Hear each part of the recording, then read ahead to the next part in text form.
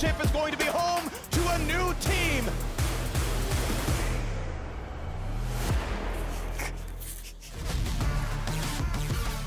Welcome back. Raz didn't want to waste any paper, so he's trying to make use of everything on the set. True. It's a fashion choice. Originally, it was going to be a crown, and then it became a scarf, I think. I thought it was going to be like a Naruto headband I thought he was or gonna tie it something. off. Yeah. A bandana turned into this. Look, it happens, guys. Yeah. Unlucky. We'll make We're use of that down. paper yet, because as they mentioned in the interview, we have either 2 or 3 tiebreaker games, depending on the result of the TSM TL game. But we still need to go over this Golden Guardians victory, because I think they're continuing to show some progress, and they have a very real chance of being in that 4th place spot, which is very important to them. I like their drafts. They have a good balance to them. It's almost always LeTigress blinding, something a little bit more early game oriented to be a power point on the map, and then scaling mid and bot late game as we see the Samson to the shorter hair The version. reversing. There it is. They couldn't close games, and now they can. And now they can Because with he can the see shorter the hair. screen. That's the That's the difference. He mentioned at that. he mentioned it was about showering, but I don't believe it. I believe it because here's the thing. I did some math today, a totally unrelated thing, where I was talking with our makeup artist about how long I spend in the chair compared to the other talent, because my hair actually takes a long time. And I know this is like complaining to the wrong people with Gabby. You and do Amber. not have to. I don't have it My that hair bad. actually does not take a long time. I don't have it that Really? Because I'm lazy. It dries quickly? Do I take longer? How? You might. Okay, so I did the math. It takes about like 10 minutes to do my hair. And I said, okay. nothing. Yeah, but hear me out. Okay. I've done 48 days of broadcast a year for the last 6 years. Yeah. And so if you do 10 minutes by that amount, you know, I actually was spending 10, it's a lot. It's 10 hours in a chair. That's it? I will 10 say hours. 10 this. hours. That's- 50 hours that's over the. very- I'll not say bad. this. So I get it as well. does Real take quick, and then we're going to longer- highlights. Yeah, it does take longer to shower when you have long hair. It's Yeah. a pain in the ass. Yeah. 'Cause you just have to like keep wringing it out. You know? I thought Mark was going to say like 124 hours. Like, oh, you No. could have learned Japanese. It's 10, but like, hours a year. You could like maybe play 6 league games. Start with queue learning time. Mandarin. Anyway, There it is. we got highlights from this game. It went bad for Chad quickly. Very quickly. And a lot of it came through just the consistent 2v2s that Pastrytime and LeTigress has had throughout the split that actually exemplified here, that ended with an early double kill to Renekton. So from this point forward, it just feels really rough for Revenge's lane. And you heard it on the interview where LeTigress was like, we knew this was a control point that we could continue and return to and play around. I think the big thing that we're going to see later, even though some of his entries in teamfights were a little questionable, LeTigress was such a dominating force in flanking in a lot of these skirmishes that IMT just were not able to contend with.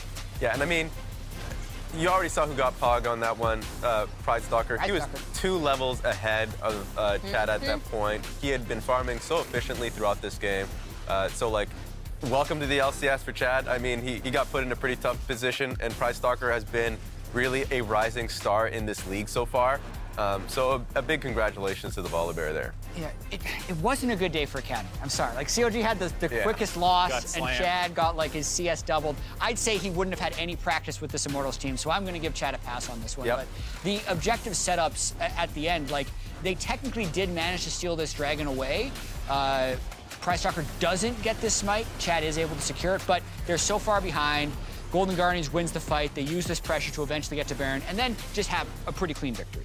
I think for Golden Guardians, they got to feel really good heading into playoffs now because you heard LeTigress say, oh, we beat FlyQuest and EG the last time we played them. They slammed EG just yesterday, or was it 2 days ago? I can't remember, but if you're looking at their rematches that they're going to be playing now, this game, it got a little sloppy, but the early game was very dominant by them. And I think for Golden Guardians, there's a decent chance they might be the 4th best team in the league right now when you factor in how many games they ended up kind of losing of their own volition versus like, oh, we just got hard outplayed because we're not that good. Yeah, I mean, they were just such a streaky team so far in this league. Having like 5 losses in a row, 4 wins in a row, it felt like it was really up and down. A lot of it came around how they ended up closing, but they would always get early leads, and it feels like they were just getting better and better at it. This game, it felt like there were a lot of troll moments. Yeah, I want to explain what's going to happen. All right. So we have 3 or 2 tiebreaker games. If TL wins, all they have to do is beat TSM. So I'm putting them number 1, just in case. If they don't, we'll have a 3rd tiebreaker game. TL is the number 1 seed. We have 100 Thieves as the number 2 seed. Cloud9 will be the number 3 seed. And then here, it's a 3-way tiebreaker between EG, Golden Guardians, and Fly. And the way the 3-way tiebreakers work is they combine all of the head-to-heads together. So EG is 2-0 over Fly and 1-1 against Golden Guardians. So they are 3-1. This team is, I actually don't remember, I think it's 2-2. And it's there. So this is why Golden Guardians has side selection against FlyQuest in the first tiebreaker game. Yep. The winner of this one will then play EG to see who can get the 4th spot. So GG does have to win twice. EG has to win once. I'm going to say we're going to go GG, Fly, EG. And EG. I like it. So any disagreements? Here's the only disagreement I'll give you. I ran into Gil Hoto, coach of Team Liquid, the game coming up. And he said, it's best for viewership if we lose, right? And I said, absolutely, because then you have to play Cloud9 again. And that's hype. On top of the fact then, you can beat them and still get first seed. And then you cripple Cloud9's mental heading into playoffs because they would have been 0-3 their last 3 games. So I think TL should lose to TSM and force another tiebreaker. So then it's TL versus C9. Yep. They're 1-1 against each other. What's head-to-head go to? How do you decide? Well, I'm trying to read the sheet. It doesn't know. So... Fair. We're going to have to get back to you on that one if the upset happens. Who wins in this scenario, Mark? Any changes? Does TL win the tiebreaker? Let's say they don't. Well, then... Let's say. It would be not much changes. C9 and TL. And it's So I actually think a lot changes because you then have to play... Oh, I mean, it changes a lot. Like, for being in the 2-3 slot, like, especially for C9... if they are here, like they did just get slammed by 100 Thieves. So that's huge. Loser of this one drops down into one of these lower brackets games. Loser of this one drops down there. So that's how the playoffs work. And it's also massive for EG, right? Because they just need to win the 1 game and they're in 4th. So like, that's actually massive because you get a second chance instead of just getting booted out in the playoffs first round if you happen to lose that best of 5. Yeah, that's for sure just the biggest focus for a lot of these teams. Being able to actually have that safety net when you go into the playoffs. Because even if you if you don't like your chances, it's just more experience in a best of 5 situation. But if you do, like every time we go into playoffs, it always feels like there's murmurs and whispers and, oh, scrims, oh, actually, people don't expect us to take it, but we're feeling pretty confident. We're dominating scrims. You hear that stuff, and so like you giving that second chance is something it's worthwhile. Yeah, just so everybody knows, as we're going to the final game of the day, TSM will be playing from home as they have been all week. So we're having a slightly longer conversation to build a delay for competitive integrity when they are playing from home. You can see them right there. Yesterday, I know Spica was peeping Twitch chat. We saw him there. He's definitely the second monitor watching Twitch type of player. But it did lead to their victory yesterday, actually. It's been a weird week for TSM. They had a bunch of pressure to try and do Miracle Run, right? Then they slammed CoG yesterday. Yep. And now we have Spica and Tactical trying to take down Team Liquid. That's why it doesn't feel so free anymore. The fact that they ended up getting the 2-0 week, Tactical gets Player of the Week on that one, and then they ended up getting a pretty big win in Super Week overhaul. I mean, they're out, but the fact that they're proving a case for themselves as players going into summer, and then also just finding the groove of things, hearing from the players in an interview about saying that I think it was Tactical actually, just saying that they're just on the same page. And it's as simple as that. It was something they were chasing all split long. And the fact that they're able to finally reach that, I know it's taken a long time, better late than never, to prove a point. Yeah, on the Team Liquid side, we've been talking a lot about potential MVPs this week. We had the Summit Wall, we had who could be there, and then we had Team Liquid over on this other peak. And I think a lot of that was the fact that it doesn't really feel like any player on TL needs to win them the game. Yeah. And for a little while, it was Bwipo, but then he had some off games, and they were still able to win. Bjergsen's been very conservative. But I know Emily has had some strong thoughts on Santorin. And I tend to agree that he's having an extremely strong split, but let's talk about him for a bit. Well, I was just because the other day I was thinking back on when I talked to him right during his Worlds qualification with FlyQuest. Yeah. And I was thinking back on like the entirety of his career, and I asked him like, oh, you know, like, how does it feel to make Worlds again? And he was like, oh man, I'm so happy because I was so bad when I made it the first time with TSM. Like, he looked back on that time and he just thought he was like actually a bad player. Like, he was just like, I was nowhere near what I'm compared to now. There you see his like entire career accolades. And I was just thinking about how like it was just last year that he was ill. And then coming onto this team, he's been, I believe, still their POG leader. And the cool thing about this team, to tie back into your point, is that they feel like any of them can carry at any time. And the weird thing about Santorin is in his like carry games, it's definitely still through, I think, facilitating his lanes, which is a little bit different from a lot of the other like junglers in an MVP discussion that we talk about, like Closer or Blabber. Yeah, I think the MVP discussion is weird for that reason where they're a more balanced team who has had, over the course of the split, more people step up. So there's the whole Ayla versus CoreJJ arc. Yeah. Then you have Santorin being probably the most consistent. Bwipo was the high point at the start. And now I would argue Bjergsen through the last 2 weeks has actually been the one stepping up the most with Ahri picks and stuff like that. And so you end up with this like hodgepodge where Hans and Santorin were really consistent, and other people have done other things at different points. And it makes it hard to rally a community sentiment through one person to be like, that's the one who's winning them games. Everyone should vote for this guy. He's the best in the league. And they just are so well balanced, it's hard to do that. I also think it points out why they all wanted to play with each other, right? Because like when we had Parth on, he talked about how, you know, Bjergsen sometimes felt a lot of pressure on TSM to do a lot of stuff, to like lead the team, right? Well, here, he doesn't necessarily have to lead the team. Like, I think Santorin leads the team through his play style and just the way he plays jungle, but he doesn't have to be this like insane carry threat. Like, they can all sit back when they want to, and they can all carry when they want to. And I think it's a really interesting for all of these veteran players. Yeah, and I think the thing that stood out to me the most about his career accolades is he's made the last 4 finals, right? Twice on FlyQuest, twice on Team Liquid. But he hasn't won since his time on TSM when he was playing with Bjergsen. And he talked to me about this actually before we were going to finals. And one of the reasons he was so crushed to not be able to play in that spring final we had against Cloud9 is he really wants to get back there. It's very important to him because he's such a better player. He's such a more mature person. Like, he's really experienced so much more life. And it is also a huge accomplishment with what he had to go through after this. Like, after TSM, he was basically discarded and had to completely rebuild himself as a player to get back to this point. So I just have a huge amount of respect for the way Santorin has carried himself through it all. And what a better time to do it. In front of the fans, in a large stadium. If they can come back, yeah, exactly. Like, just the idea of having the fans come back and being in front of that when you win that accolade is something that a lot of players, especially experienced players, dream of. Because when the fans are gone, I can imagine that you start to lose a lot of the drive and motivation around, like, I'm not just talking to him, I'm just talking about like experienced players that have been there for a long time, right? That they're there for it, but you don't get the fans, and you're trying to figure out like, what's gonna get the most out of me? Yeah. Because in the past, it's been in front of the fans and like hearing the chants or hearing the boost, something to get the best out of you.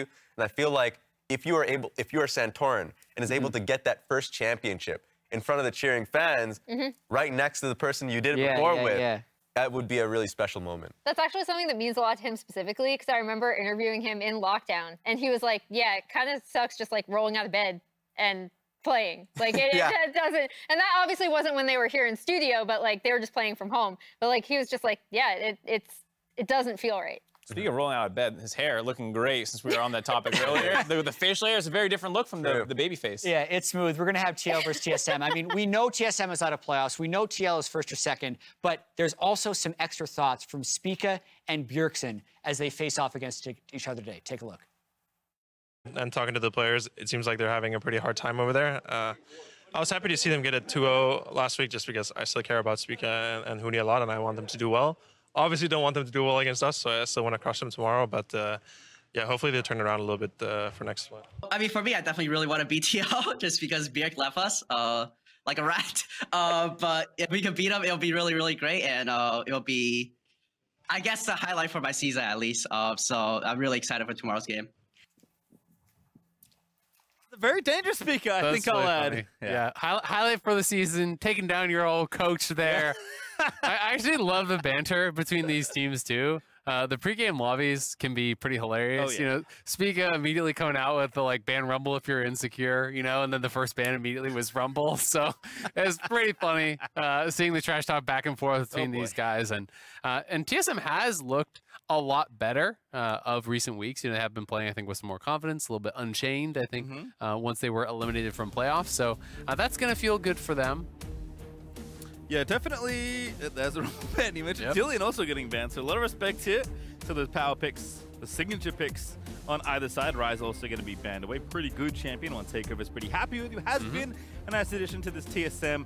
And as strong as Happy Game TSM have looked, Team Liquid are really immune to getting got in situations like this. That's one of the things that makes them such a good team and such a consistent team, is that they don't often fall over, especially when the pressure is really on. They're an extremely resilient, extremely gritty team. And with the recent form, I would have maybe said TSM had a bigger chance in the last few weeks, like before Team Liquid kind of surged. But as is the Team Liquid story in a lot of cases, they are peaking for playoffs, looking like they're going to be back on top of the LCS regular season as well. If they can win this game, they will earn first. No questions asked. Yeah, we'll see. I mean, it's interesting, right? Because they are really consistent. They are a very solid team.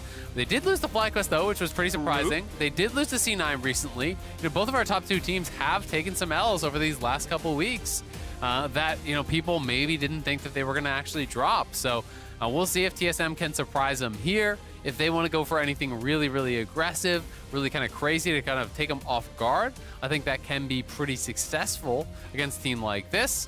A lot of kind of just, it just feels like Comfort is getting banned out, to be honest. You know, targeting a lot of these picks here. The Lee Sin, obviously, for Spica, Rumble for Huni, you know, the Ryze for Takeover. These are like less the meta and more the players, I think, that are being banned, which I think can be very effective. Trundle was up, obviously, for TL, but I don't think they would want to blind that as a jungler. So some of the go-to blind junglers for Santorin were banned out with the Hecarim with the volley, so he moves to Viego. Again, one of those champions that is having some overlap with their champion pools. Yep, also Zeri once again for Tactical.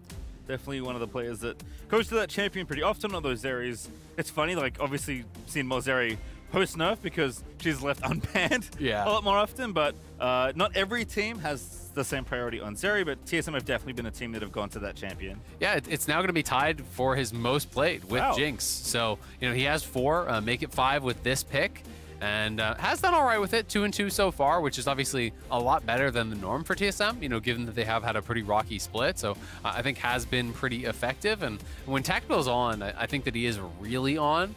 So we'll see kind of what type of performance he can turn in. This is now the 3rd straight Ashe pick here for Hansama, who has really been defaulting to this, and he's pretty much the only guy, it feels like, going to it a lot in the LCS. I think we maybe had 1 pick besides him playing it, and I just tend to think it's incredibly strong. Like, the pick in the meta brings so much value because a lot of teams are struggling to find Engage, right? They're struggling to find Engage in the draft if they don't want to go for a hard Engage support. That's pretty much where everyone is getting their Engage from. And then they're kind of caught in these situations where it's like, all right, you have like Trundle or like a Xin is your only Engage, and it's kind of weird if you fall behind it all. Ashe can kind of shore up a lot of those weaknesses. So Ashe Braum, a lot of team fighting power here, going to be really strong, you know, in that team fight situation, to be finding picks as well. The Hawkshot going to set up Santorin for success, track this Jarvan, who is pretty reliant on early game success. So it's interesting that even with the Ashe shown, Spica decides he wants to go straight for the J4.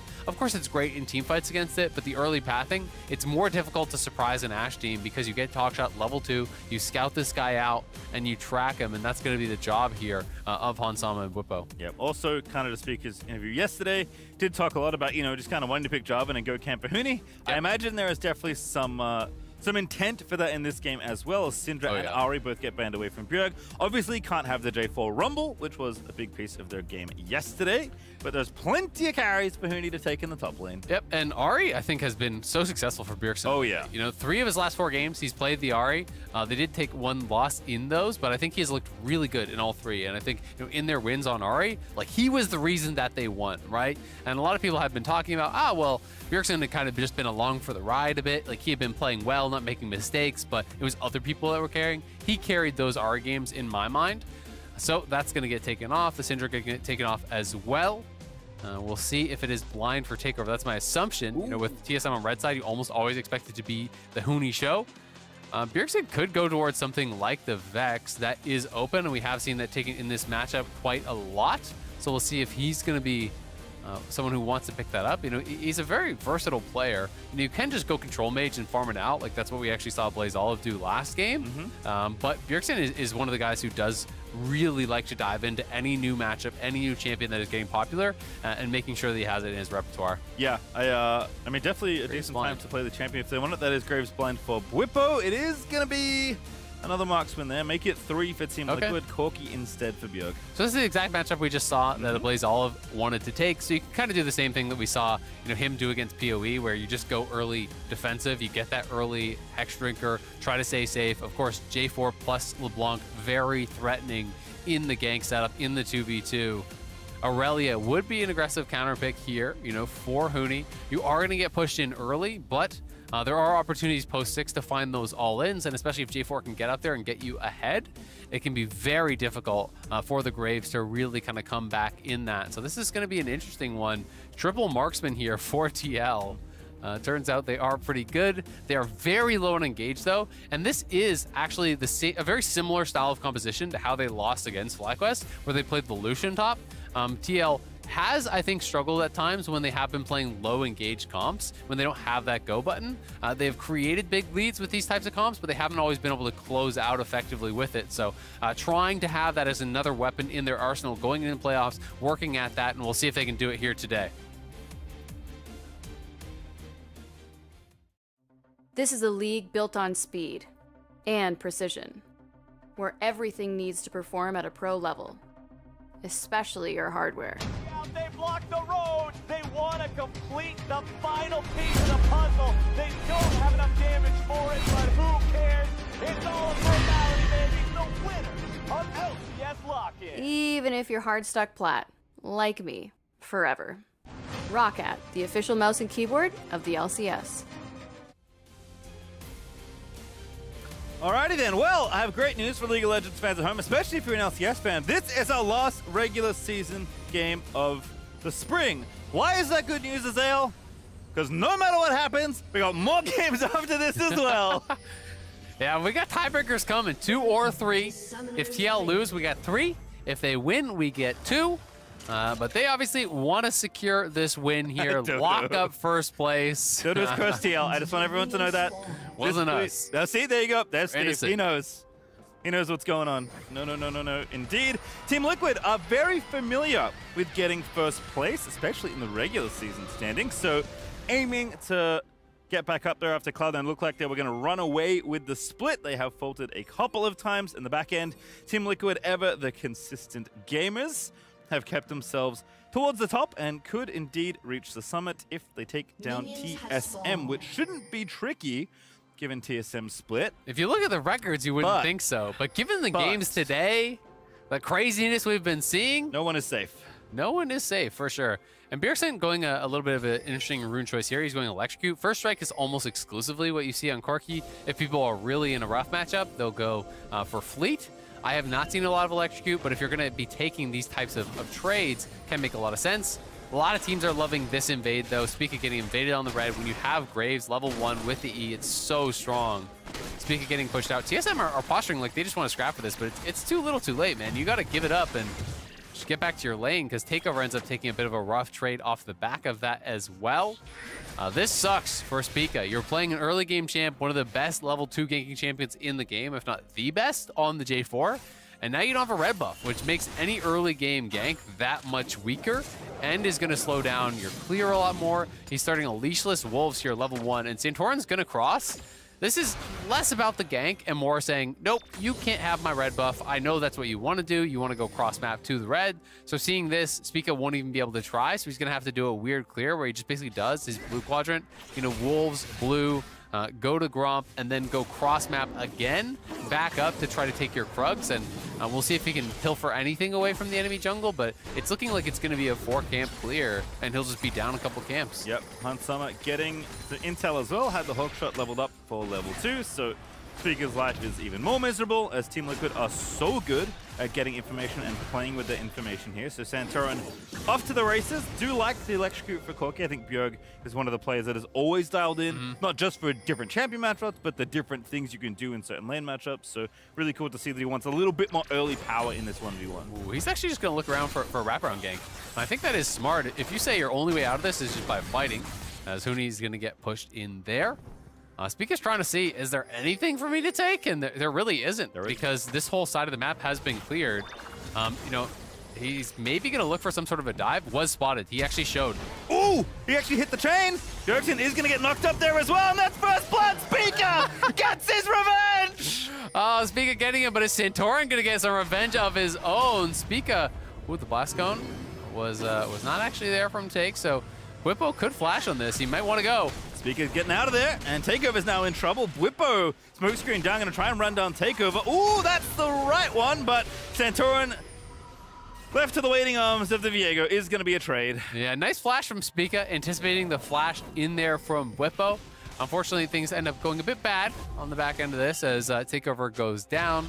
Does end up using his flash, so both those flashes are down. It is a trade, of course, as you get both TPs off of TL. You get the flash off of Bwipo. The setup here was nice.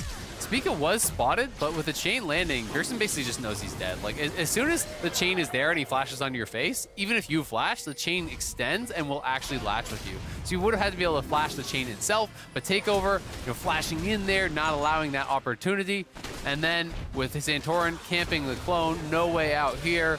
Takeover's best shot would have just been try to do some clone micro and hope that he goes for the wrong one. But of course, in this case, had him nailed down. Yep, nicely done there for TL. Do trade back. They're up 300 gold or so. Not a whole lot here in this early game as we'll check in with the bottom side of the map. Yeah, I don't remember what the matchup has been every time Hans has played Ashe, but this is at least, if my memory is serving, the second time he's played against Zeri specifically. Yeah, Zeri can struggle to deal with range. That is one of the tricky things. You do have relatively long range with the Q, especially once lethal tempo is stacked up, but if you're kind of getting poked and harassed as you're coming in, that makes things difficult. Huni trying to get a bit aggressive, man. He is taking a lot of damage. That's such a fat wave. Like, yeah. What do you do? Like, Spica's in there, but oh, Huni just hoovers it up. Never mind. They may have it all lined up here. Bwipo in trouble, doesn't have flash. The Q is there. The end of the line is for Bwipo, though, as Huni's going to get it. Yeah, Huni was fighting so aggressively into that because Spica was moving up. And credit to Spica, man. Like, this jungle start sucks. But he's been out on the map and found 2 kills. Santorin now trying to make a counterplay here bot. Have to know that you're in trouble here in the bottom side. Shenyi probably just going to have to give it up. Looking like a trade. CoreJJ is going to go down. And there is somewhere for Santorin to reset to, but Tactical, can he outplay the 1v2? Santorin is going to pick up the enemy Leona. Oh, but he's taking the tower. Little too much damage on that one there. Oh, that's clever. I always forget that you can do this. You actually do get the relic shield charges. So he just actually picked up the clone. Yep, and he got all 3 relic shield charges there. So a little bit of bonus gold for them. Takes the cannon, helps push that in. So they weren't looking for a redive, more just to grab that to get some bonus gold for himself. Nicely done on that account. But yeah, Tactical survives. Is able to at least get the farm, but Hans going to be able to pick up the kill. Grabs early Berserker Greaves here. So we'll see where he wants to go from here. It's going to be interesting to see if he wants to go towards like the more defensive option. Shield Bow plus Wit's End is really popular in solo queue, but largely we've been seeing more like Gale Force and stuff has been kind of what he's been going towards. Have to see. Huni, not quite level 6 yet, does ding it. CoreJJ with a big roam up topside. This is something he does all the time, and Huni takes the bait. Bwipo alongside the Braum's going to get a counter kill. Yeah, that sucks, man. Right when he hits 6, that is your window to look for the all-in, but Core is there. Top laners hate him. If you watch Champions, you hear every top laner complain when CoreJJ is on the enemy team. But he does this so often, you got to pay the respect to it. Pretty much any time Core has that window to do it off of his first base, he just buys boots and runs top and sees what's going to happen. Going to be able to get up there. He even gets the kill, which isn't ideal, but of course it was getting a little bit dicey. It's rough for Huni, though, as the wave gets pushed in. It means he's down in ultimate, so it's going to be that window where that's on cooldown that Bwipo isn't really too concerned. And yes, the Hawkshot doesn't spot the jungler, but guess what? It spots that the camps are down, so you can kind of infer that he's going to be on the top side of the map, which is where Santorin is. Shenyi here as well, though, is kind of following a little late on CoreJJ's roam, but at least trying to get some pressure alleviated here on the top half of the map. Santorin was invading, is level 6, so is the Jarvan. So the farm difference, obviously, very favorable for Santorin, but Spica has collected some gold. Unfortunately, so is Santorin. He has the same KDA right now with 1 kill and 1 assist, but as you said, given the start, I think Spica has to be relatively happy. It's a matter of, can you continue snowballing a point of the map? Huni's the obvious choice, but Spica with his J4 can look to try and go anywhere he feels like he can get someone ahead. Absolutely, and mid lane is actually a pretty nice farm advantage right now. So, things going decent for TSM for sure. And there's nothing that Spica could do besides gank, right? Because his camps got taken away, and that's not his fault. There's no outplaying that situation that is compositional and that is well done by TL to kind of utilize the power of the Graves, get in there at the level 1, take away those camps, then Santorin inferring that he might go cross map, so he covers that as well. So Santorin just kind of had really great pathing, and Spica's only option really is gank or just like be way behind. So he ganked and he made it happen. So he's down 400 gold, but given the situation, that's not bad whatsoever. Hook shot again. Should get the information. Spica is indeed on the blue buff. Yeah. Jungle is definitely playing against Ashe. Where's Kobe when you need him? You need to like pip up the... He needs to like pre-record a rant about it, and then whenever this happens, we can pip it up. Give you all some entertainment. It's definitely tough, man. It's really, really frustrating to deal with. I think especially when I'm playing an early game jungler like J4, every time you get hawkshot, you're just like... You just feel like you're one step closer to losing the game, you know, because you always feel the pressure to make something happen. When you're playing J4, you're like, all right, well, Santorin's playing the Viego, he's out farming me, you know, I had this early start, I gotta make ganks happen. Every time a hawkshot hits you, there's no ganks to make. There's nothing to really get done there. Santorin gonna be able to take that Herald on top side. Spica at least gets the mini Herald, gets the crab for his troubles. Not bad. Actually, maybe going to extend to an invade like this look from TSM. Big, strong top side here. Going to try and get this blue buff. Spica's going to jump in. Sees that Santorin's already leashed it. But looking for the knockup. Doesn't grab it. Gets the slow. They're not going to follow up. Yeah, not really going to be able to follow in on Santorin there with Flag and Drag on cooldown. They're just going to try to take this away. He does have his smite and Santorin does not. So it's his blue. Not going to actually donate that over. But at the same time, Bwipo got the push. He's going to reset because the wave will bounce. Huni just going to be rushing Blade the Rune King, pretty much the only thing you see these days from Irelia players.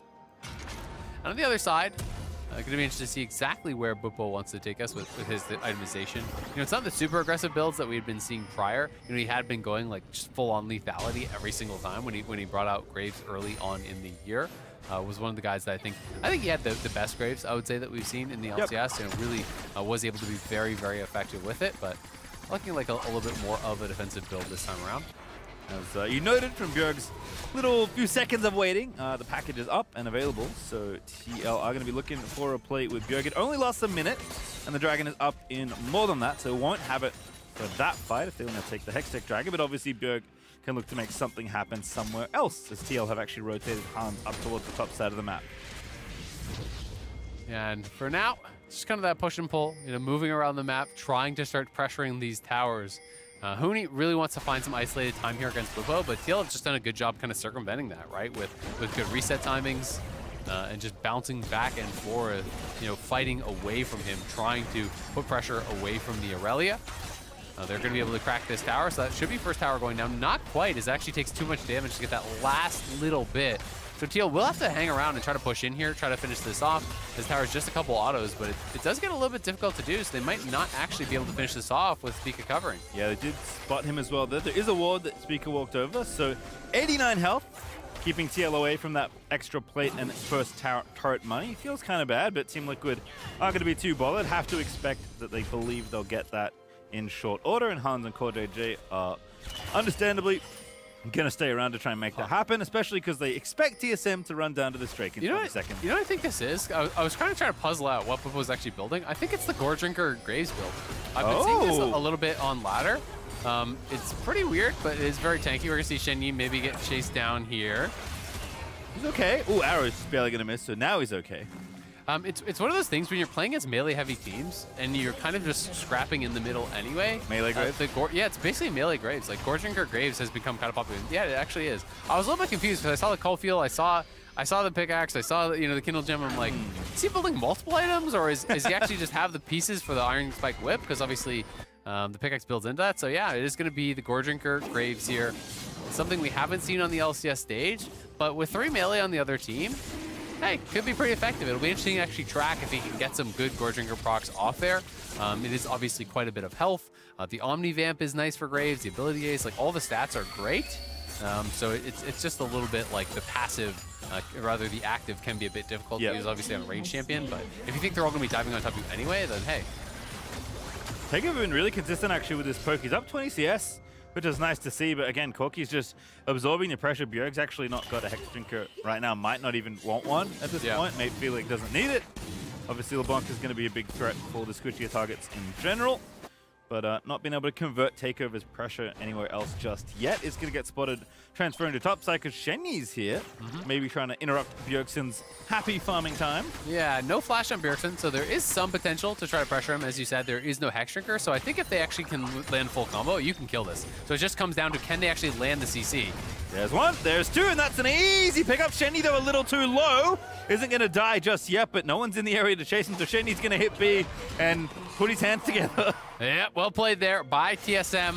They find the punish on Bjerg. That's one where if you have that trigger, hey, maybe you actually get out scot-free on that one. But not going to be the case here, as TSM trying to hold on the bottom side as well. Spica's in the area, but 4 members from TL are coming down. I think there's not an angle to dive, though. Very nice. Good flash from Bwipo, though, and also TP and Takeover is available. Zeri going to rotate in, but Hansama running interference. Here's Santorin as well. Tactical does have cleanse and flash, but it's going to Zeri over the wall. Nice and easy escape there for Tactical. Waves goodbye with the emote there. But not only did Huni actually force the flash from Bwipo, he got CoreJJ's flash. Because CoreJJ was like, oh crap, Bwipo's about to die here. Spica from the shadows, jumping out of the shrubbery there with the J4 ulti. Need a little bit more damage, though. Takeover Santorin, though, behind. He's going to TP in, but Santorin looking for the reset. Does get stunned up. Huni's going to live for so long, but not long enough. And Irelia, man, just stealing that stun. Shenyi's going to get crushed to pieces at the end of that play as Bjergsen grabs the kill. Ah, that's a big one there, and they're even going to find Takeover. Not sure if he can fight his way out of this one. Trying to get Bwipo. Gonna have to try Bwipo low, but Bwipo shuts down Takeover. Nicely done by TL. Just like that, 3K gold lead. All of a sudden, the wheels kind of falling off for TSM. They were fighting back and forth, quite even, but a lot of kills going the other way here as Bwipo picks up the honey fruit. Spica wants to try to make a play happen, but Flag and Drag is on cooldown, so he doesn't really have any damage there. You know, the flag comes down so Takeover can actually TP in. He ults onto Bwipo, but Bwipo just slides out, and he's chilling. Like, it wasn't even close to actually bursting him down. Tactical gets poked out on the side. Bjergsen goes over the wall, shoves him out, so he's out of the fight as well. And the rest of the squad is just getting run down here. Huni didn't have ult because he used it earlier in the 1v1. TSM just getting a little bit too big for their britches, trying to take a fight that they can't handle. And TL slap them down and now take full control of this one. Yeah, it's a ridiculous gold lead that Team Liquid have gotten off the back of that little exchange. Yes, TSM still have those 2 dragons. They'll be looking for those, but gonna be tough here in this mid game with the advantage that TL have once again slowly but surely built. Just feels like every Team Liquid game kind of feels like it follows the script. So a lot of different builds today, to be honest. I'm excited. We're seeing Divine Sunderer here on the Corki, which basically no one builds in solo queue, even or in pro. Like, this is very atypical. We've seen almost exclusively Luden's Corki like this whole year. Bjergsen was one of the only guys that did a shield bow build. That was one of the only times I can remember in pro this year where people actually pivoted from it. So going a little bit different, a little bit more tanky, you know, with this build. It's going to be more auto attack based. It will go Divine Sunderer. He'll still go Muramana and just be an auto attacker. I like that this worked, that it's going to be CoreJJ going down. Spica able to pick up the kill. They saw one, but couldn't see Shenyi in the other front. Yeah, laying a trap. Nicely done. TSM continuing to stay proactive. They've got to play to Huni's side of the map and keep him in the game, keep him playing aggressive. So Huni's proxying. They get that kill on that side. TSM will try to take down this tier 1 bot while TL look to trade towards top. And we'll see. Should be able to knock down this tower, no problem, with the attack speed afforded from that flag. Rallying around the standard. Huni, Spica able to get this nice and easily. Plenty of minions in the tank as well. So they'll back away. They do trade tower. Still pressure here in top side, though. It's really interesting. You know, I'm kind of thinking about like why Bjergsen may have gone for this build. And maybe he's expecting a lot of health stacking just over on the other side. And Divine Sunderer is very effective against health stackers, but it's interesting to see, like, if he wanted to go an AD build, why it was this instead of a Triforce, which, you know, obviously has the higher sheen damage and, you know, kind of a higher DPS style item. But if there are a lot of health stackers, Divine Sunderer can be effective. So seeing some different stuff, you know, very different builds from the soul laners here from TL. Things you don't really normally see, so it's definitely interesting.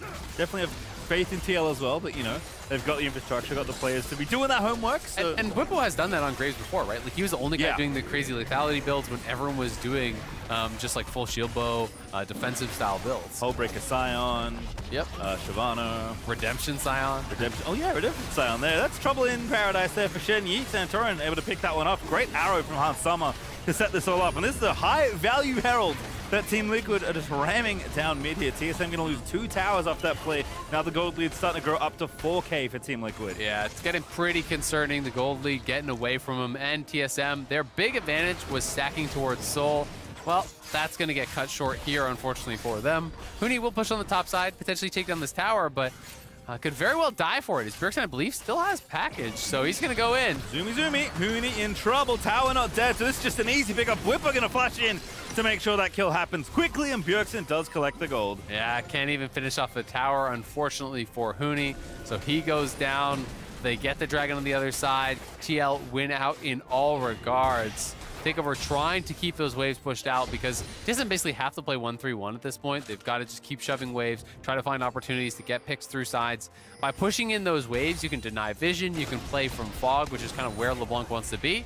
Bwipo smells the dive, so he's going to spend the ult to clear out this this wave as best as he can. But Shenyi on the wraparound will at least push him back, and Tactical collects the tower. You know, bad for TSM. They do need to keep collecting gold where they can. Unfortunately for them, it means they have to trade a lot. But that is just kind of the position you're in when you're down in these earlier stages of the game. Obviously, Team Liquid going to have full faith in their 5v5 and their scaling, especially with someone like Bjergsen piloting Corki. But TSM not out of it just yet. We'll see if either Huni or Takeover can really get things going. And of course, Tactical on Zeri, always a threat. Kind of once Zeri gets gold, very frustrating to deal with sometimes. Absolutely, and TSM do have a lot of good pick tools, right? So that's what it's about. It's all about just finding picks, but it's definitely going to be a tough one because you are losing, so you're losing control of vision. TL, I think, is one of the best teams, you know, really at controlling vision and setting up for these objectives, and they have Ashe. So anywhere that they don't have eyes already, they're going to scat out, but Huni going for a big play. 1v1 looking good. He's going to get the kill. The shutdowns there. Huni still alive for a little while longer. Shenyi going to try and save his TSM. They're going to turn the play around. Santorin is going to die. Core's going to go down as well. And TSM get 4 kills out of nowhere. They can go Baron on spawn here. Rush for it. This is your best chance for TSM. Run straight to it. Bjergsen tried to flash the Irelia E, but he ended up just flashing from one side of it to the other. Huni had a really well-placed stun. Catches him on the edge of it. Gets the last reset on the dash. TSM are on it. Bwipo can't do anything about this. Bjergsen can TP on spawn, but this is just gone. And just like that, TSM pulled back a 4 or 5K gold lead to dead even.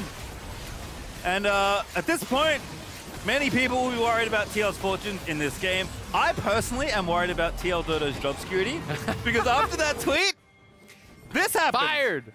All right, well, we can watch it one more time. TL trying to establish vision so Bjergsen can kind of safely push this out. But TSM preempt the play. They just have extra members down here. Huni, ult flash, catches Bjergsen, and then that is the placement that caught Bjergsen. He flashes to the side, but Huni placed that stun very, very well, kills him off. Core's trying to bail him out, so is the Viego, but Takeover's there, Shenyi's there, they have lots of CC. Bjergsen has already died before they arrived, and on the other side, the Ashe gets caught too.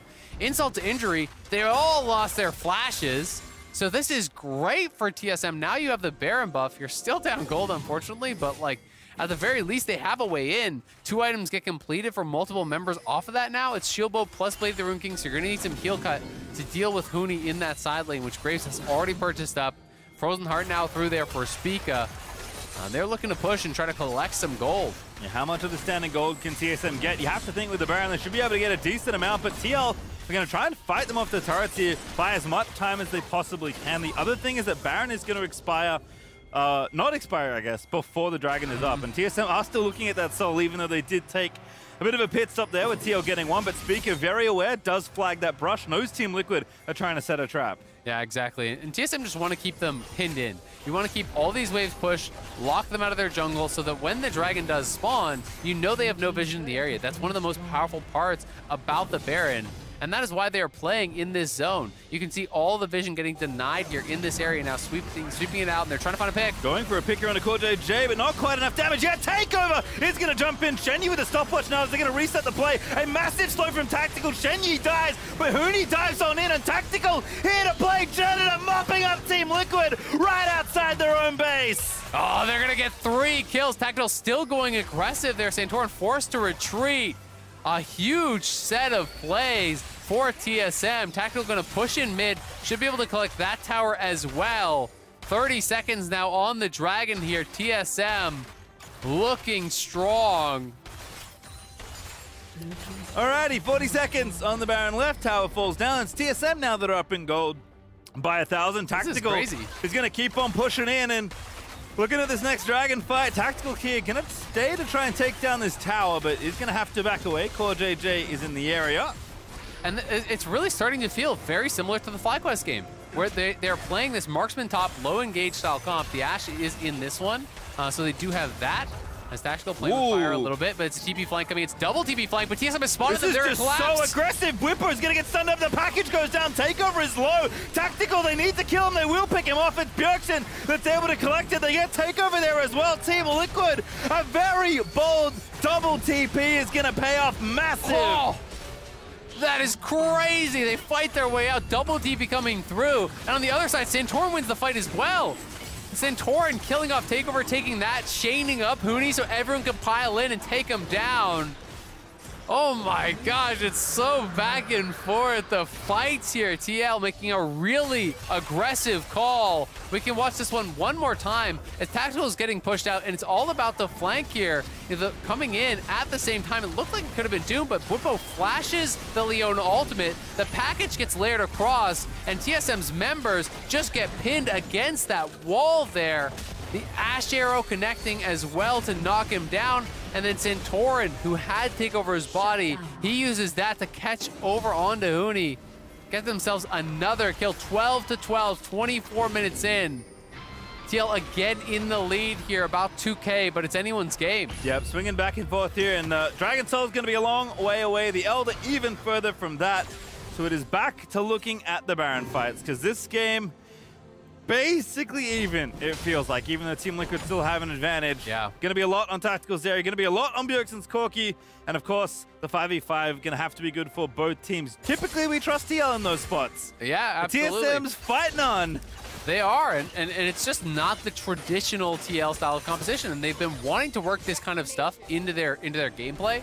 They did it against FlyQuest, where they lost that one, of course. You know, the TP flank coming through from Veigar to Koi on that play. But that was one where they had, you know, a 7K advantage. This game, they were nearly 5K up, and they fell behind. They have, again, kind of fought their way back into a lead. But TL has shown that they can be susceptible with these compositions. Their bread and butter is more, you know, the standard have a front line, fight front to back. But they obviously want to mix it up. They want to be flexible here for playoffs. They're trying to work away at that. As Bjergsen going to be working towards, looks like a rapid fire third, very likely. TSM pushing in mid, going to take that tier 2. So closing the gap on this gold lead, but you have to obviously take into consideration the fact that Corki is just going to be a threat, poke Corki or not. Corki just scales incredibly well and is going to be very difficult to deal with, especially when package is available. All right, well, 40 seconds until the next Baron is up, and not going to worry really much about the Drakes at this point because it's going to take so long to stack them, but that will follow in 2 minutes 50. Teams are going to gear up, though. It looks like TSM are the first to the area, getting that vision set down, but map is very open. There's lots of side lanes that are kind of being caught by different people. So this setup's going to have to be pretty perfect. TL don't have any TPs. Already used them to get themselves back into this spot. So TSM first to the play for this Baron. Yep, absolutely are first in the area, but not a play that they can really start up themselves. They've got to, I think, you know, draw someone to the side lanes, utilize the TP advantage, go to sides, push it out, try to get TL to respond, and then you can threaten a cross-map play with that TP advantage, right? You know, if you get into the 1-3-1, which is what they're doing now, as you see their members kind of pushing outside, Huni over here, Takeover going to be down here. There is one teleport coming up for Bwipo, so he can look to answer on one side, but whatever side he doesn't go to, you have the extra man that can come from there. But Santorin sneaking in, trying to look for a play. Oh, Hot Summer with a massive arrow catches Shenyi, but not really enough there. Huni also a little bit out of position, but perhaps they'll use this for a flank instead. He wants this. TSM want the fight. Huni sees the angle, but instead they found a catch onto Bwipo. And they're going to continue chasing. Takeover is here. He is teleported in. They want more. Bjergsen here as well. Huni with a flash ulti goes for it, but the corridor is so nice for the follow-up. Braum Santorin gets the kill, resets in. Now he's Irelia, and TL is just going to go for the fight, but TSM now on the counter engage, trying to make it happen. Tactical still going off here on the Zeri. Spica somehow gets out of that situation alive, but Tactical's going to be forced to run away. Santorin gets another body, and Bjergsen with the Braum passive shuts down Tactical. TL's team fighting is too damn good. They're going to go for the Baron here. Starting it up, it will be theirs. Level 16 now on the Corki. Massive team fight for TL that looked like it could have gone the way of TSM, but so many little things here making the difference. Tactical trying to kite out on the initial play. The arrow did connect onto Shenyi, so that is down. And as Bwipo goes over here, TSM realized they can pincer. Takeover actually comes in on the TP. Huni arrives, they get that first kill, and then they want more. But it's about the positioning for TL. You have to respect Braum in the corridors. The door goes up. Look at the ulti across multiple members. Santorin goes in. He gets the kill. Now watch the stun here. Two-man stun from the stolen Irelia there by Santorin. Then taking over the LeBlanc. He is getting so much value here out of the Viego, even pushing Tactical back over the wall. And then with the Braum passive on him, Bjergsen knows he can flash in to pick up Tactical to get that extra kill and take the Baron for him. Yep, unsurprisingly, Team Liquid, as you did see in the pip, did get Baron off the back of that play. Looking to maybe end this game a little early. It's getting scrappy.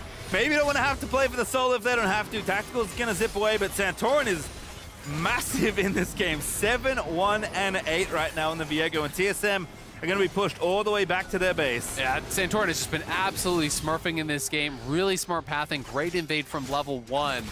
And his usage of all of the stolen champions has been really effective. Like, he's hitting everything. He's landing the chains. He's hitting the Irelia stuns. He has been just doing it all, it feels like, all game long. And he has the GA to boot. They are in such a strong position now. The IE is in for Hans. IE likely next to come here for Bjergsen. But they are in just such a strong position. And TSM, again, on the back foot here. The gold lead about back to where it was when they were at their largest. It was about 5K. Yep. So we're pretty much back to that spot here once more. But it's Baron on TL, and they are pushing in, and Corki is a menace at this point. Bwipo back to jungle for a brief moment there, remembering his time last year. Does take the Ocean Drake there for Team Liquid, because there's sieging happening. Got a minute 10 still left on this Baron. Bjergsen has the package, though I think it has now expired by the looks of things. Yep, there's no big extra rockets there underneath the little Corki plane, but that's good enough for Team Liquid to take 2 inhibitors now. Is Spica going to try to flank? Okay, no. He gets spotted on the ward. I think he wanted to look for a wraparound play. Not going to be able to find it, but as you said, 2 inhibs down. They're on soul point as well. Things looking rough here for TSM. It's going to have to be some sort of outplay in the side lane, you feel, to really buy them some time in this game. Takeover is strong, and there's not really a lot of defensive itemization on the Corki or the Ashe, as Ashe does just pick up the stopwatch there, so, you know, gets a little bit of safety, but Deathcap, Luden's Shadow Flame, that's a lot of burst. If you can full combo someone, you can maybe make it happen, but if you cannot find that angle, they have so much damage with his triple marksman plus Braum guarding them from that front line. The Braum passive stuns are so quick to come out. If you get tagged at all, 3 marksmen hit you, you are instantly stunned. And you are just going to straight up get burst down as pretty much anyone. Yeah, it's tricky to see sometimes in the throes of battle, but Braum is just proccing on everyone. Oh, TSM, they've been spotted. Yeah, this is not good news. Braum ulti straight into the bush. And Santorin's going to get stunned, but he goes into stasis. They are going to dive in. Hansama getting low. Takeover actually gets the pick that they were looking for. And TSM, they're doing it again, but now Bwipo wrapping around the side. Bjergsen's still alive. There's just too many marksmen to matter. It's a triple kill for Bjergsen. The Penta angle's on the table, but so is Take the Nexus, win the game, and claim first for the LCS regular season. Bjergsen is too responsible for his own good. He's not going for the Penta. He's going for the base instead. Here, looking to close it out, looking to secure first. What a surprise that the 6-time LCS champion and 4-time MVP wants to win the game instead of trying to get a Penta and extending things. You know what? I guess that's why he's one of the best. As Team Liquid are going to get the final kill. It's not going to be a delayed quadra. Bwipo's going to nick the last one, but Team Liquid will claim first for the LCS regular season. Huge finish there for TL. Big game out of Bjergsen, 10-3-6. But really, to me, this one felt a lot about Santorin. He was incredible in this one, creating a large early advantage, snowballing it very effectively. TSM, valiant effort to fight back, found some good picks, found some good outplays to make TL really work for it. But TL's team fighting carried them through as they look strong in the 5v5s, positioned really well, utilizing the Braum very, very effectively. Triple marksman plus Braum, positioned in a jungle corridor multiple times. When you look back, you know, to the Baron fight or around Baron, you know, that angle that they won there, and also the most recent fight that they actually win. Braum lays down the ulti, has the door up, absorbing so much damage, applying the passive to multiple people with autos, with Qs, so that the marksman can proc this. And really, you know, it's very difficult to actually fight through the Braum towards the marksman. So credit to TL, they get the job done. First place. First place once again as we're heading out to stage to join the first place Santorin in our Verizon post-game interview. Yeah, first place secured for Team Liquid. Cheers from the players and the staff themselves in the crowd. I know there was some talk of maybe pushing it to get the tiebreaker against E9 to dismantle their mental, but how does it feel getting it stopped? It feels really good, just because, you know, we made a lot of mistakes throughout the season, and at times it didn't look like we were going to be first place in the regular season, but it actually matters a lot now, because who we're going to go up against is, you know, 100 Thieves looking strong now, so we're not going to be facing them first round, which for us means a lot. Do you feel at the end of the season there are a bit more teams kind of in contention than even just a few weeks ago? Definitely. Some teams are looking a lot stronger, some teams are looking weaker. I feel like that's just kind of how the league is in general. Like, it always changes who is the strongest opponents. So like a couple of weeks ago, you know, first place didn't matter as much in our heads, but then suddenly 100 Thieves looking really strong. So that kind of like, you know, made first place matter a lot more. Yeah, sidestep some teams on the way there. Let's look at this game a bit though. It was a pretty wild one. How did you think it was going to go coming into this compared to what happened? You know, we actually had thought about like how this game was going to go, like in terms of like, you know, pick and ban and that kind of stuff. But, you know, it's not an optimal pick and ban. It's not on our coaching staff. It's just kind of like the way it happened, you know, so that there was a lot of pressure on, for example, me to play well, because I think the composition, we're just like a little too passive in the game, like how we want to play as a team fight. As a team. So for me, I felt like there's some pressure on me, so I'm happy like I stepped up when it mattered. But you know, it actually felt like I was like in Game 5 playoffs or something like that, because there was actually a lot on the line, and you know, we were all getting really hypey. How does it feel popping off on Viego compared to some other champs? Because from the audience perspective, it always feels super hype when watching a jungler get to show out like that.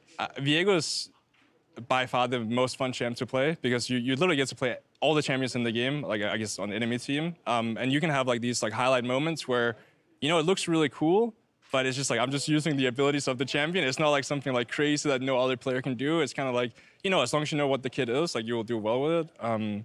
So it looks a lot cooler than I think it actually is from like my perspective, but it's still, you know, I'll take it. Well, still take something to snap mentally into that spot to be able to play out the champ. You ended up taking the victory here today. A lot of great moments from all of you, but I want to know, was there any reaction to Spica coming and getting the first blood onto Bjergsen, you know? Yeah, I feel bad, you know, like I'm supposed to protect Bjerg no matter what the cost is. That's just how it is. The nature of playing with the GOAT, you got to make sure he's happy in the game. He was not too happy in this game, so that's on me. Next time I will cover the dive. Sorry, Bjerg. Apologies to teammates here, but I think a lot of thank yous to say to them as well, and to yourself for just the performance thus far. #1 spot. Anything you want to say to the fans going in with all this momentum into playoffs? Yeah, I mean, you know, a lot of teams are talking about being the best team right now. I'm not going to be the same cocky person as the, you know, the people on social media. For us, like, we're taking it one game at a time, and we'll make sure we'll be, you know, winning in the end. All right, Santorin, we'll be watching along the way. Thank you for the interview. Thank you. We still have more games, though, because we've got 2 tiebreakers, no longer 3 based on these results. So we're kicking it to a break. On the other side, the LCS continues.